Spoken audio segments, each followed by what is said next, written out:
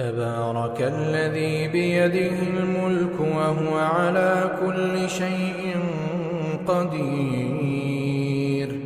الذي خلق الموت والحياة ليبلوكم أيكم أحسن عملا، وهو العزيز الغفور، الذي خلق 7 سماوات طباقا، ما ترى في خلق الرحمن من تفاوت، فارجع البصر هل ترى من فطور،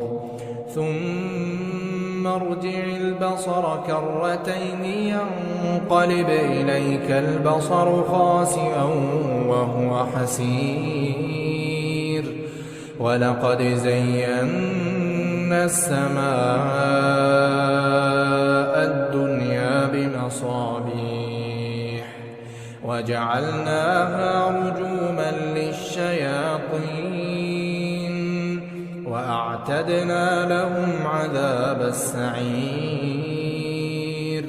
وللذين كفروا بربهم عذاب جهنم وبئس المصير.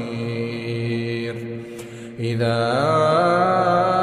ألقوا فيها سمعوا لها شهيقا وهي تفور، تكاد تميز من الغيظ، كلما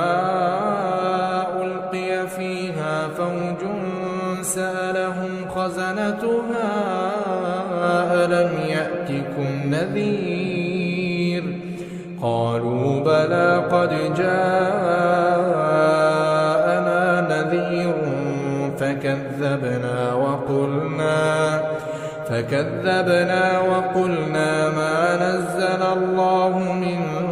شيء إن أنتم إلا في ضلال كبير، وقالوا لو كنا نسمع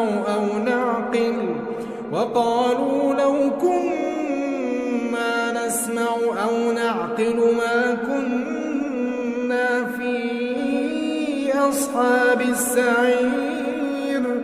فاعترفوا بذنبهم فسحقا لأصحاب السعير.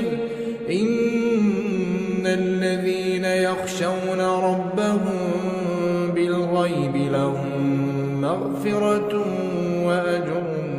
كبير، وأسروا قولكم أو اجهروا به إنه عليم بذات الصدور.